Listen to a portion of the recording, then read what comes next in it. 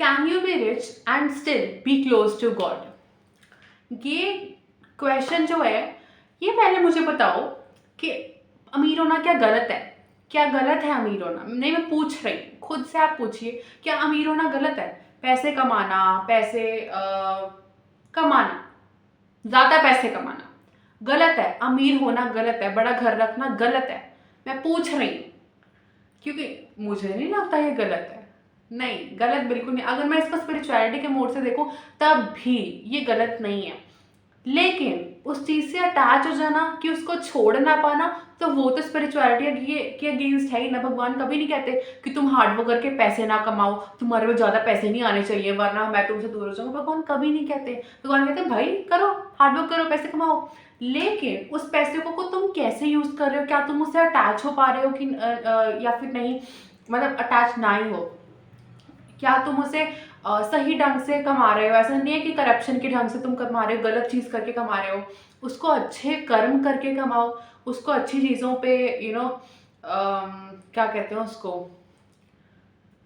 अच्छी चीज़ों के लिए उसको यूज़ करो, दान करो, बड़ा कर। तो मेरे को लगता है कोई ज़रूरत भी नहीं है, गलत नहीं है ये, लेकिन मेरे को लगता है कि भाई जब हमारा 4-5 कमरों से गुजारा हो सके तो 100 कमरे क्यों रखने हैं? 100 भी नहीं, चलो मैं बहुत ज़्यादा बोल रही हूँ, 10-11-12 इतने कमरे क्यों रखने भाई? क्या क्या क्या हो रहा है? भंडारा लग रहा है क्या?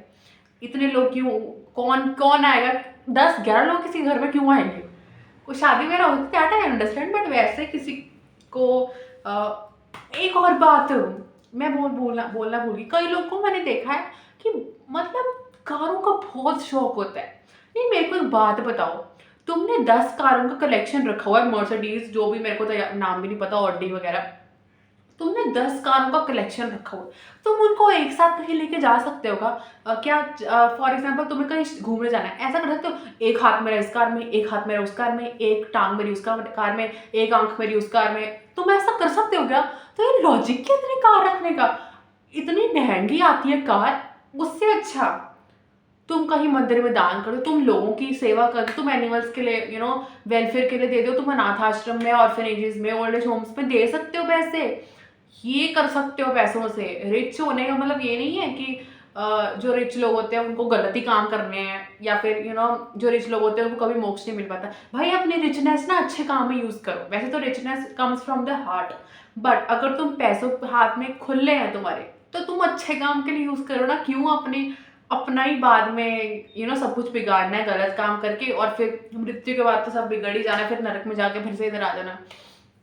तो रिच हो भी रहे हो तो उसको अच्छे कामों के लिए यूज करो, भगवान जी will really appreciate it. That's only, ये वीडियो इतनी ही थी बस, कि yes you can be rich and still be close to God, but उस पैसे को कैसे यूज करना है, उस रिचनेस को कैसे यूज करना, that you should know very nicely. So यार, Radhe Radhe, thanks for watching.